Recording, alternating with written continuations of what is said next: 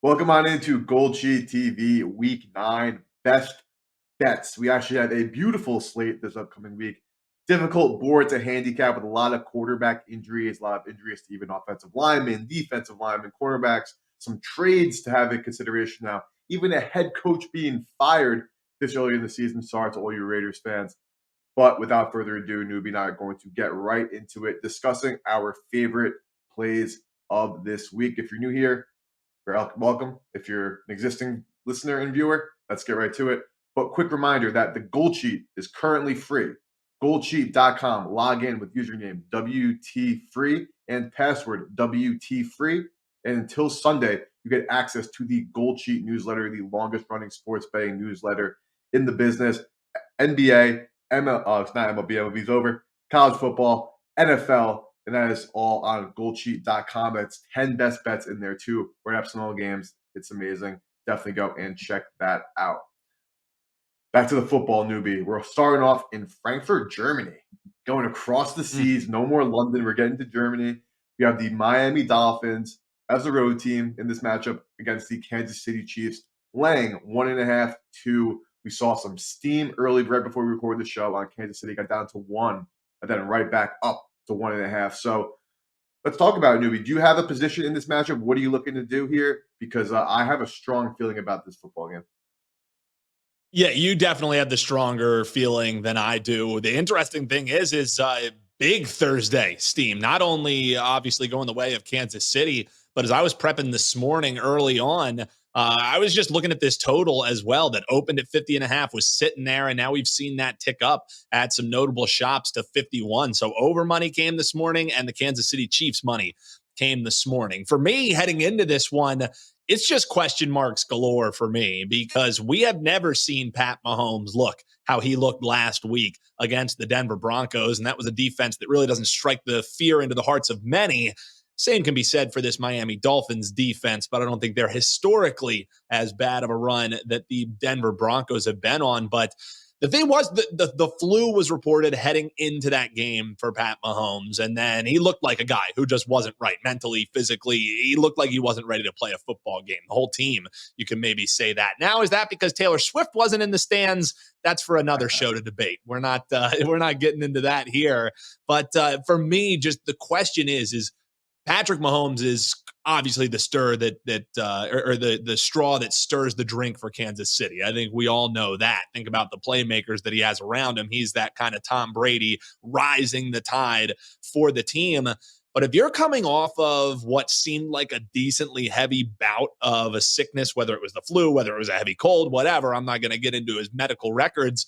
Would you really want to be traveling internationally to go play a game in Germany? That's one thing that gives me pause in this game. But the money coming for Kansas City tells me that there's probably boots on the ground. There's probably reports that he's feeling fine, looking good in practice. So it's just a lean to the Kansas City side. I think you're getting a nice discount with a team that really struggles as big favorites.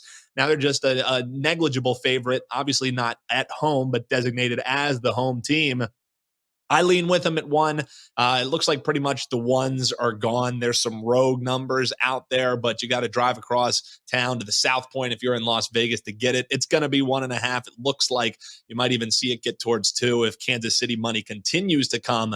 So it's just a lean that way for me. But you mentioned you have the stronger feeling. How are you looking to bet this one, EP? Keep it simple. Patrick Mahomes is under a field goal as a favorite, so you bet the Kansas City Chiefs. And while I say that, take it with a grain of salt, that's not the entire handicap, but it's a pretty smart thing to do over the course. And it's not that I'm just saying that. Kansas City, 11-5 against the spread as a favorite of 3 or less in Mahomes' career, 12-2 against the spread, and 11-4 straight up as a favorite of under 3 or as an underdog in road or neutral games. And also Kansas City is 13-3 straight up and 10-6 against the spread following a loss in Mahomes' career. Let's get that out of the way. Those are all arrows pointing to why Patrick Mahomes is the best quarterback in football. He loses a football game. He is disrespected, and the situation is that he just needs to win the football game. More often than not, he wins that game. Now, talking into a little bit more like general handicaps here, though, like there's a lot of things to consider. For starters, the Miami defense is definitely getting better now that Jalen Ramsey is back. That was one of the biggest I don't want to say surprises necessarily because it's not a huge surprise, but everyone expected with Vic Fangio signing for this defense to just be good. They have not been good so far this season. Yes, Ramsey was hurt. Yes, other key pieces like Javon Holland was hurt. Other quarterbacks, Xavier Howard, has missed some time. Other players along the defense have been out. So we haven't seen this unit at full strength. And last week was the closest we saw to it. And we did see an improvement there, albeit against the Patriots. But it's looking like Holland and Howard will be good to go in this matchup. So that is big for them. But you have Mahomes to win under a field goal, and you also have a Miami Dolphins defense that has struggled mightily against tight ends. And you have Travis Kelce, who will now be going against the 28th defense in DVOA against tight ends, a defense that runs a ton of man coverage. And against man coverage, Travis Kelce on the Chiefs is the number one man in targets, catches, and yards. So while there are concerns about the Kansas City offense and that loss last week, you and I, Newbie, talk about all the time about outlier performances. There are 18 weeks in the NFL regular season, or you play 17 games. You're not going to play your best football in all 17 of those games. It's just impossible.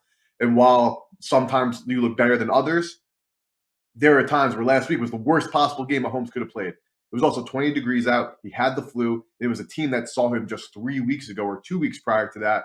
So, yeah, they're going to have an edge a little bit there. The team that was ascending that whole time, too, the Denver Broncos. So, the one thing I am a little concerned about is Miami's traveling out there early, and I think that the Chiefs traveling there a little bit later. Like, I just would rather, like, if I were a coach, and again, I don't know the science of the quantification, I'd say get there, practice, get into a routine, win a football game.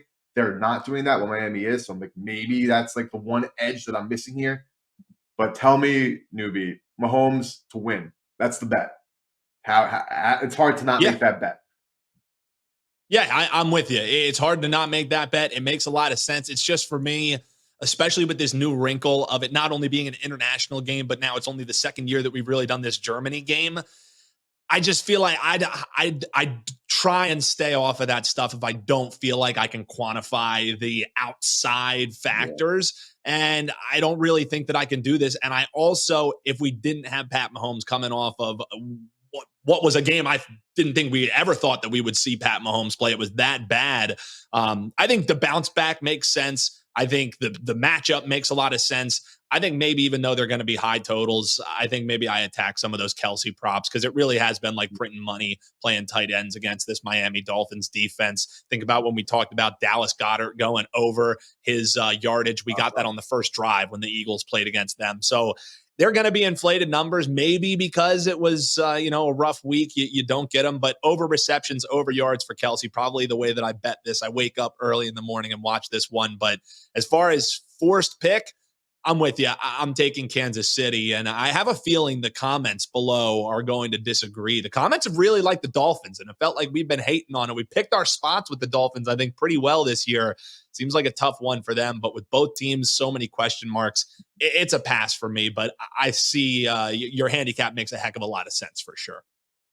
Yeah, Kansas City was a pick from the newsletter this week, a GoldSheet newsletter. It is also an LTS pick for WagerTalk. So 3% play, newsletter play, obviously, I bet myself. So getting some actionable things there. And speaking of comments, let us know below some questions you have for Newbie and I. It could be anything football related, life related. Newbie and I are going to answer some of these questions on Tuesday's show. We already have a couple good ones. Would love a couple more. So let us know below what you guys want to know about handicapping, our lives, everything is on the table there. But we're going to move on from this game. Let's go Chiefs. We're going to Seattle, heading to Baltimore. They are 6-point dogs. I'm looking at the WagerTalk Live odds screen. I am seeing a couple 5.5s, but mostly 6s painted across the board. 5.5 at a very sharp shop offshore, so always have to consider what shop is hanging what. But Newbie, you have more of an opinion on this one. Talk to me about Ravens, Seahawks, because I'm a little bit torn here and I can see both sides.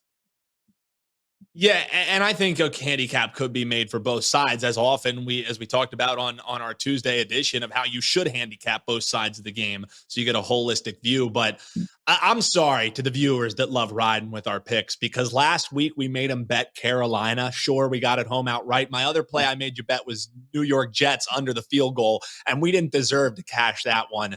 This is another sick pup play, folks. I'm sorry. I love them. Ugly dogs, they need love too.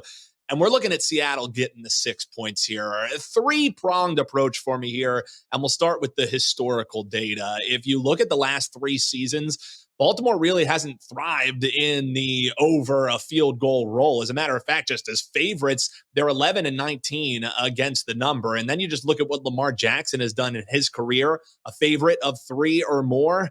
About 3-14 against the spread. That was a shocking number. You think about the brutal beat that they had last week, but they're just glad that they got out of Dodge with a win. They don't care about covering the spreads.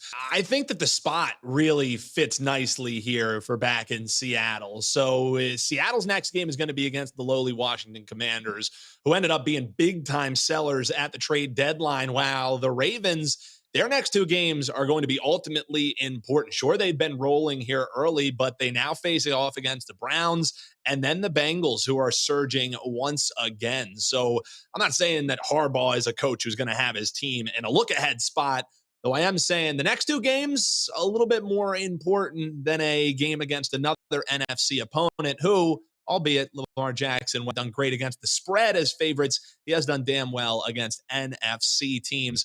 Maybe that's more anecdotal, or maybe there's something to that. The Seattle team is a team that he has faced before in his time as a quarterback, so it's not like they haven't at least faced him with some common players on the defense. And then last but not least, I look at the matchup.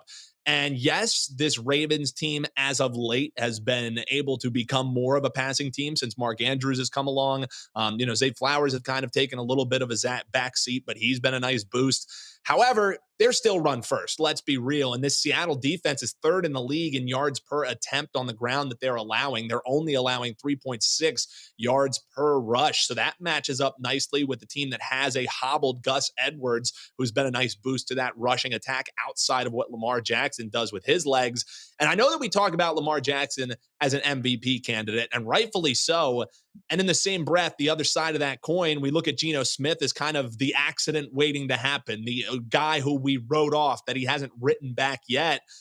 Lamar has the same amount of passing touchdowns, just 100, just a little bit more than 100 yards passing, and he's got a worse completion percentage than Geno Smith. Sure, the interceptions look quite different, but if Seattle can limit those turnovers, I think they stay within a touchdown here. I'm not going to be as bold as I like to do and tell you to sprinkle on the money line, but I think the Ravens get this done by a field goal. I think it's an uglier game. I think maybe the under is potentially in play in this one. But the best bet for me, it's going to be Seattle getting the 6. Man, do I make these listeners sick and viewers sick with some of these bets that I make them place. But it's one that I bet myself, and it looks like we're already getting some sharp money pushing it down towards 5.5 at some notable shops here. So, Seattle plus 6 makes a heck of a lot of sense for me. What do you say, EP?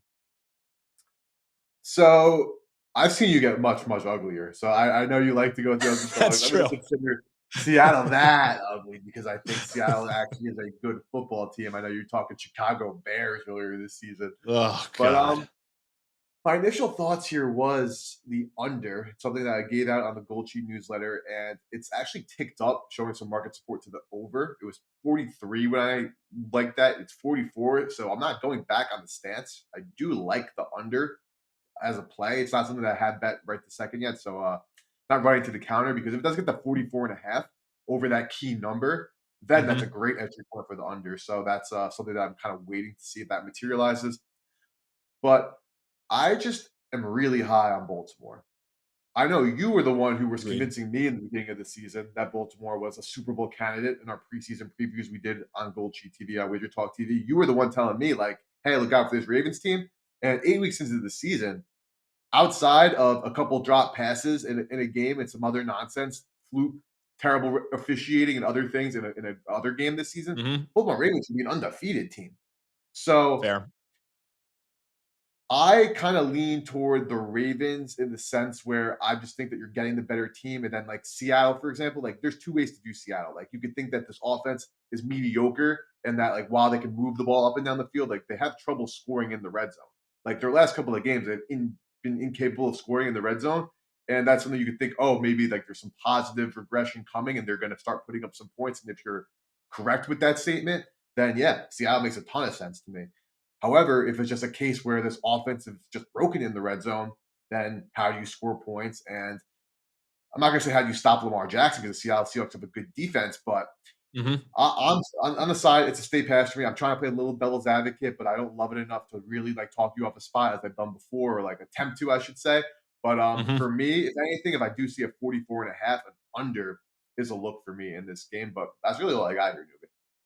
Yeah, and I was right there with you. I think the under makes a heck of a lot of sense, and it also lends itself to a handicap. That's one of the old betting axioms. The under and the dog are correlated. Under and the dog are correlated. So if this does go under 44 points or at a premium, it makes sense to grab that touchdown that you get here with Seattle. And just last thing for me, and I kind of say this with pause because I hate when people talk about books putting out trap lines. They don't do that. You know what I mean? Like they put out a line. They believe in their numbers. Just go to Jeffrey Benson's Twitter on X, the Circa leader there, and he really is transparent about how they make their numbers, how they arrive at their numbers. And the thing for me is I just look at this and this line screams take Baltimore a lot more than it takes Seattle. If it was plus 6.5, if it was plus 7.5, they're, begging you to take Seattle if you want to put that in air quotes. And this one, it just seems like it's a little too easy to take a really good Baltimore team at home under a touchdown. So for me, it stinks a little bit too much. And when it stinks, some people like laying off it. I love running into the kitchen and cooking. So let's go with Gino here getting the 6. And again, the fine enough, survivor pick. I think that, they're going to be around a field goal in this game. So I just think they stay within that number. I don't think Seattle is going to ruin up your parlay cards if you have some money line parlays, but I think it's going to be a closer game than 6 points. Yeah, and I completely can see where you're coming from. And just last point for my under, it's just these two teams have just very underratedly good defenses. I don't know if the Ravens are Agreed. underrated at this point, but Seattle does. And I don't think Leonard Williams is going to come in and make a huge difference this past week, but they have playmakers. They have cornerbacks that cover. They have safeties that hit hard. They have now defensive linemen that get after it. And the Ravens, Mike McDonald is making a case for the best DC in football this current season. So we shall see. Should be a hell of a football game, and glad we're going to have a bunch of those this week. And let's move on to another hell of a football game. We have 3 more games we're going to get to. Let's get right to them. Eagles, Cowboys, your Eagles, Newbie, right now, laying 3 at home against the Cowboys. Talk to me. You talk to me. I want to hear from you because I want to be able to see if I can talk you off or devil's advocate what I need to do. But I want to hear from you what's going to happen at 4:25 p.m. at the Link on Sunday. Yeah, I mean, and I can't wait to hear your thoughts on this because I have a laundry list of why I think this seems like a really great spot for the Philadelphia Eagles. And, I'm taking off the green colored glasses. I'm looking at this objectively. I want to start with the resume heading into week 9 for the Dallas Cowboys. The Cowboys wins 2-6 Giants, 4-3 Jets at home, 2-6 Patriots at home, 3-4 Chargers, basically a home game, 3-5 Rams at home. Are we seeing a trend here, folks? They go on the road, they get dismantled by a 49ers team that's now on a 3-game skid, and they lost outright to the Cardinals. The thing is, this Dallas juggernaut has not traveled well, and you're missing 2 offensive linemen up front, most likely for the Dallas Cowboys. This isn't a team that you want to play missing offensive linemen, especially now that it looks like Jalen Carter, the rookie phenom for the Birds up front, is going to be a full go. He popped up on the injury report. He had an MRI on his back saying that it's feeling better and he should be ready to go.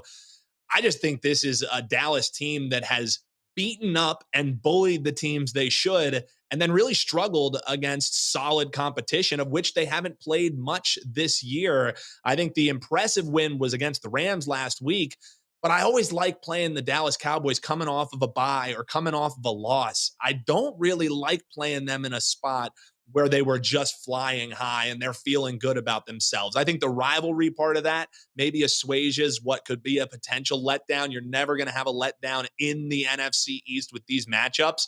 But last thing before I get your thoughts, I just want to look towards the Eagles because I talked a lot about the Cowboys there.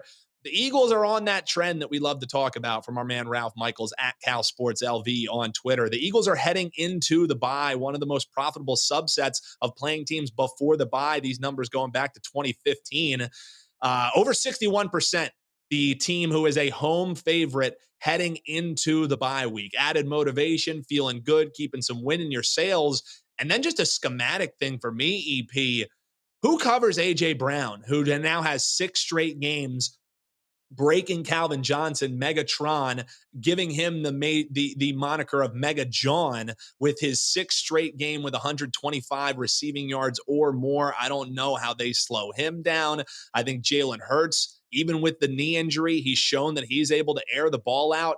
The worry for me, and why this isn't a bet for me just yet, and I want to hear your thoughts, is this Eagles secondary. Let's be real. Dak Prescott's playing well, man. I don't care what the opponents is about. You can't discount what Dak Prescott did last week. You can't discount what CeeDee Lamb is doing. Everybody's talking about Tyreek Hill and A.J. Brown. CeeDee Lamb, the past few weeks, has put together a quite nice little resume for himself. But outside of the Lamb and Prescott connection, I don't see who strikes fear into the heart of the defense for the Philadelphia Eagles, especially a running tack, missing offensive linemen. This just seems like a slam spot for me for the Birds. And I know the comments are going to destroy me, EP, and be like, this homer, don't bet with your heart, bet with your head. I mean, I laid it out there. That's the head talking, man. What do you think? So I have to give you credit because you've been on point with your Eagles takes all season long. Negative homer, like even when you fade them, you've been right, and when you back them, you've been right. So I hope the comments don't kill you too much because you deserve that credit there. Back to the AJ Brown point. So Dallas plays man coverage at the second highest rate in the National Football League, and Brown is Pro Football Focus's #1 player against man coverage, accumulating 23 catches for 343 yards against man coverage this season. And just quick digression, this is a great week for chalky player props, in my opinion. That's probably the famous last words Agreed. I'm going to say. But a lot of these stallion players, we already mentioned Travis Kelce. We're now mentioning A.J. Brown, even Tyreek Hill. A couple of big names out there have Puka Nacua, Josh Jacobs. Like they have good matchups this week. So that goes to the side, but just keep that in mind. I don't really have much to take away from you. I think that what you mentioned, I think the Eagles are a better football team. I think if you want to think of this game a little bit differently, and maybe you don't, or you like Dallas, but you know it's a +3, and you're not sure how the best way to bet this game, you're kind of on the fence. The one thing I will say is a kind of interesting thing or way to bet this game would be to bet either Jalen Hurts or Dak Prescott to win the MVP award. And I say that because Hmm. this is the kind of matchup where, again, you're probably not deploying a full unit on that, so not a full thing of a risk as you would on like a side bet. But it's going to come down to the MVP, probably whoever comes in first place in either conference. And this is a huge matchup for seeding down the line.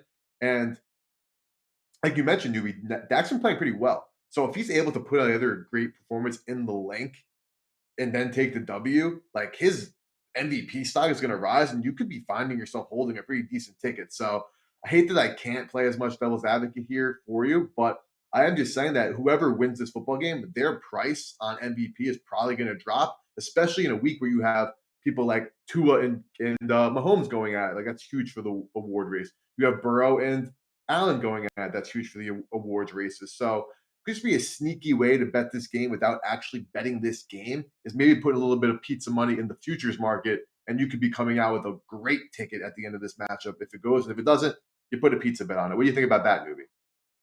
No, I think that makes a heck of a lot of sense, especially if you have another down week from Patrick Mahomes. You know, you have a really nice potential where you start seeing the jockeying of position there. I think it makes a heck of a lot of sense, and I know that you love nailing your futures. I mean, you got to go to the counter and cash some of your tickets that you had for your MLB futures as well. So whenever EP's talking futures with the GoldSheet.com, I'm always all ears on that one. And last thing for me, man, I think if you are going to bet this game, if you like the Eagles, you lay the 3. If you like the Cowboys, you bet money line. Because if the Cowboys win, I don't think it's going to be, a 1-point win. I think either team who wins this game is going to win by a touchdown. So I think you get the better price with the Eagles, laying the 3 if you like that side. I would be remiss, and this will maybe give less ammo for the comments to be like, newbie, you Eagles homer. Like, what are you doing? Dak Prescott does run the NFC East. I mean, let's be real. As a starter, 35 games against the NFC East, Dak Prescott's straight up record is 28-7.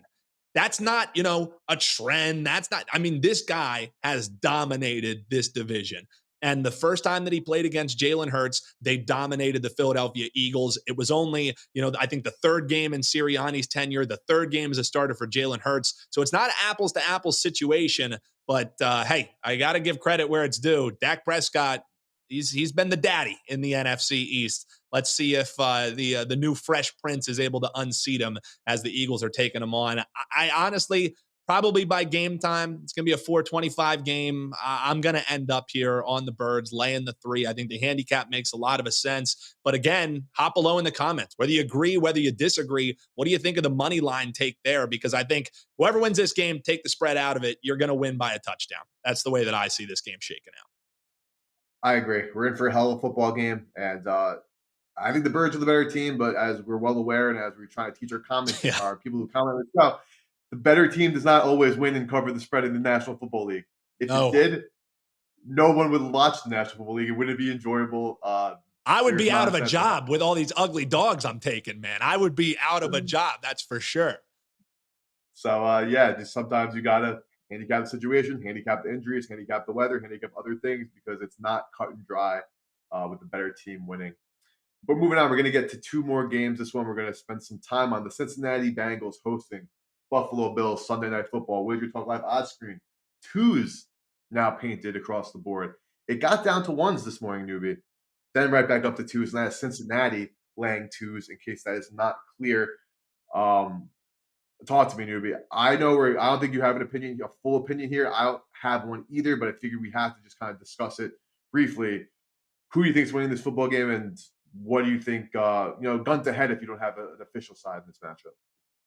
Yeah, I think if I was betting anything in this game, which finally we get a Sunday night football game that's worth a spit, man. I mean, Cincinnati, who finally looks like that team again, taking on Buffalo, who would love a prime time win, nice signature win against a quality opponent. For me, though, man, as this thing just keeps bouncing up and bouncing down, I'm going to wait until it settles in at 2.5. I'm going to take Buffalo up in the teaser, hope for a touchdown game in this one. I know you got some teaser like to talk as well, so we'll talk about maybe what I pair this with. But I just think for me, this is like the spot for both of these teams. They finally are going to be getting to go against a quality opponent. Not saying that the Bengals didn't last year, but I mean, didn't last week. But that was kind of the coming out party again for what this team could be moving forward. An underrated defense. Joey B playing well. And now the concern for me heading into this one and why I can't bet it probably until game time, until this line settles in a little bit. How much of this line bouncing around has to do with the practice reports that we're hearing about Josh Allen and the shoulder injury that he's dealing with? If Josh Allen isn't 100% going into this game against the defense that's surging, against the Joe Burrow, who's feeling a little bit confident that offense is coming alive. And we already know that the Bills have struggled a little bit as far as covering teams go. Talk about chalky plays.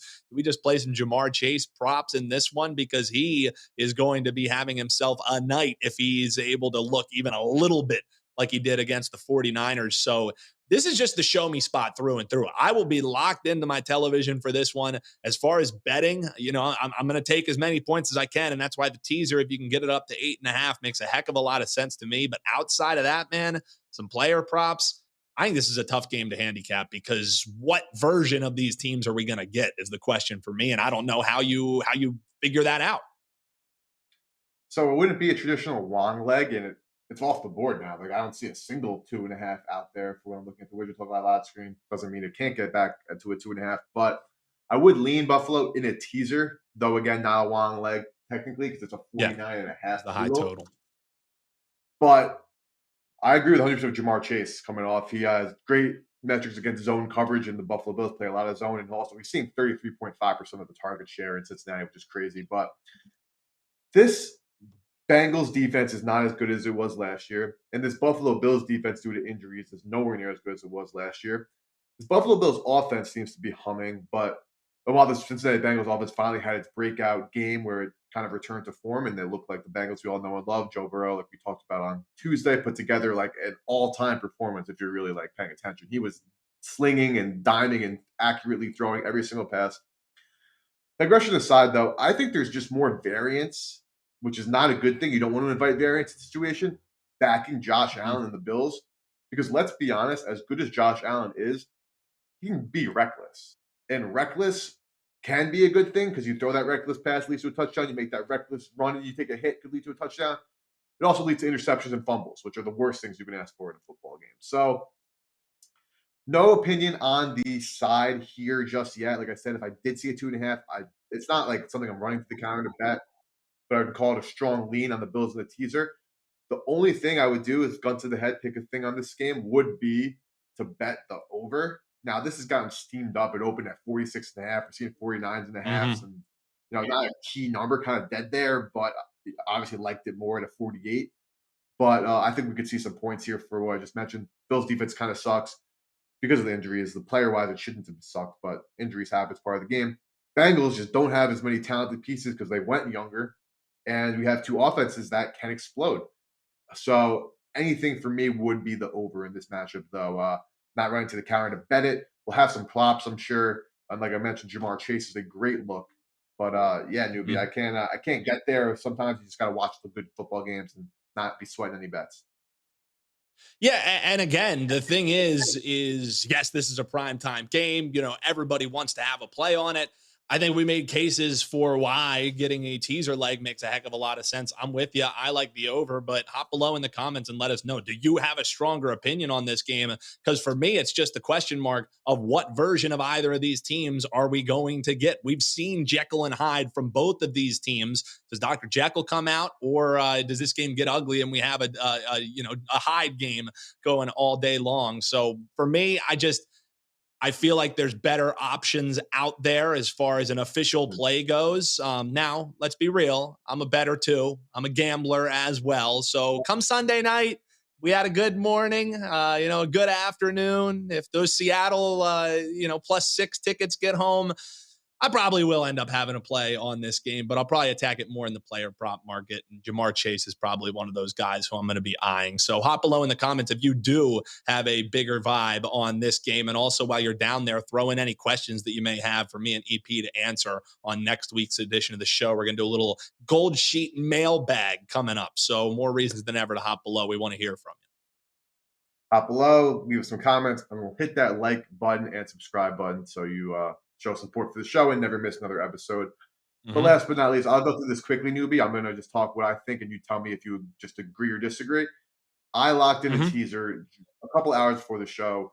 Carolina +2.5, now up to 8.5. Cleveland -8, 2 -2. Traditional long legs on both parts. So, if you want to just leave it at that, if you're talking a long teaser, you can't ever really say no because it fits this mold of what goes well. But for me, Carolina, I think obviously last week while they won, didn't look great whatsoever. But we have the Frank Reich revenge angle going against the team that fired him last year. So that's something to Yeah. consider.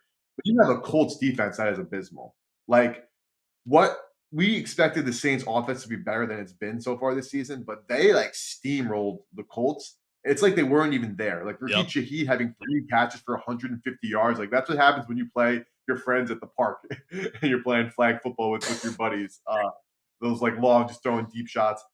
And Carolina, we've talked ad nauseum about teams being overvalued, undervalued in the market. Now you could say, oh, now they're going to be overvalued. They just came off an upset win at home. They're still home dogs against the Colts team that Yeah. while they beat the Ravens, sure, like they're not a good football team. They were never going to be a good football team. They're not in the same realm as the Panthers right this second. But Bryce Young has shown some things to me to show that if he does get some protection and some help up front, that he'll be a quality NFL player. And you're getting a home team +8.5 points. And then that's not to mention that Gardner Minshew was much better when he's in his little dome hanging out and has everything going perfect. He's on the Mm-hmm. road now as a favorite. Doesn't do it for me. So Panthers is a leg that I love, and it's locked and loaded. And my second leg here, the Browns. They're playing the Cardinals. Could be that simple that you're just taking the Cardinals, to just win by a field Yeah. goal against the Arizona Cardinals. Most teams should be able to do that. PJ Walker probably was going to start, and he is one of the worst quarterbacks in football, if not the worst. Like, just don't get it twisted. I'm not going to pretend he's not, but he's going to be playing Clayton Tune. I do not expect Kyler Murray to be suiting up whatsoever. If he does, maybe we'll live with those results and we'll see what happens. But I'm expecting Walker first tune. And even if Watson does play, I don't even see it as an upgrade. I'm good with Walker, even though he sucks. I'll live with him.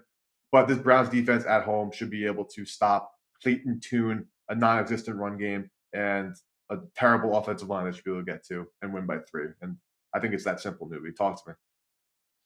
Well, and let's be real too. If it weren't for an insanely well put together drive by Geno Smith and the Seattle Seahawks, PJ Walker wins a game against the 12th man in Seattle. I mean, they had a lead late into that game, a 3-point lead. As a matter of fact, they end up losing by 4 points. So I'm with you. I think maybe the demise of this Browns team has been a little bit over exaggerated. I think the defense has gotten exposed a little bit, but I still think they're decent enough to make Clayton Tune's day a very long one. So this leg makes a heck of a lot of sense to me. And then as long as you're getting it up to 8.5, your look towards Carolina makes a lot of sense. The one concern that I would have is buying them at 2.5 under a field goal at home. But as you mentioned, this Colts team has been such a do not bet team for me, because when I try and back them, that's when they end up, crapping all over themselves in the bed. And then when I don't back them, that's when they end up backdooring me and beating the Ravens outright. So I haven't had a read on this Colts team at all, but getting the Panthers in the motivation spot, with, as you mentioned, Frank Reich, I don't think he says, hey, win this one for the Gipper. But a lot of the time, veteran players say, like, hey, they did our guy wrong. They did coach wrong. So, I think they will be pumped up at home. The question is, do they exhale? Do they feel like, oh my God, the weight has been lifted because we won a game, thank God? Or do they use that as a little bit of motivation? I think with how they looked last week, it plays into the latter. I mean, with how they were celebrating, lifting up Pinheiro like they were going to the Super Bowl, I don't think this is a team that was just like, thank God we won. I think it was a team that was like, look, the work that we're putting in is starting to pay itself out. So getting them at 8.5, I think that's a fine pairing to do it with. Hey, maybe I take one of these legs and I wheel them with Buffalo taking them up to 8.5. Those are 3 teaser legs that make a heck of a lot of sense to me this week, man. Yeah, something I mentioned when we backed them last week is the Panthers coming into last week were 0-5-1 against the spread. So they were viewed to be at least a decent team, and they were failing to meet those expectations. But just like we say, like it's just like perception is reality in terms of what you see is what you're going to say. But at the same time, you got to peel back the onion because it's not black and white in the National Football League. There are so many layers Yeah. and so many different things to consider, what from situational trends to, again, injuries, weather, who's playing, who's coaching, who's calling plays today, who's in, who's out. It's nonstop, and that's why we love it, Newbie. That's the absolute facts, baby. So thank you guys for tuning in. Week 9 best bets running through real quick. KC -1 GoldSheet newsletter and WagerTalk play right there. Newbie leaning Seattle +6 or play Seattle +6 for me. Lean under. If you can get that 44.5 becomes a play. Newbie play Eagles -3. I'm just looking at AJ Brown props right there. Cincinnati no play. Leaning over. Leaning Jamar Chase props, but nothing locked and loaded. And then a teaser 6-point Wong style. Cleveland to -7.5 or 8 down to 2, and Carolina +8.5. So that'll wrap it up. Leave us some comments below and hit that like button. Let us know what questions you want us to answer for you guys on Tuesday. Let us know your favorite bets of the weekend, and we'll see you guys next week. Good luck with everything this weekend.